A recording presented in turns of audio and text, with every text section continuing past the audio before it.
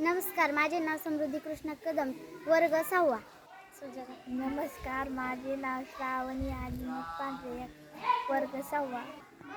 विकसित भारत बिल्डथॉन 2025 या अंतर्गत आम्ही एक समस्या निवडलेली आहे. समस्या आहे टाकावापासून टिकाव.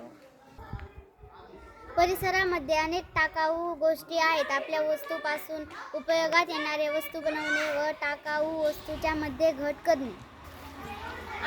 सगळीकडे कचरा होणे, गोष्टीसाठी आर्थिक खर्च होणे, परिसरात घाण पसरणे, समस्या कोणाकोणाला, प्रत्येक परिवार, गाव, समाज, आपल्या अवतीभोवती वावरणारे पशु पक्षी व इतर जीवित घटक यावर पुढील उपाय करता येईल.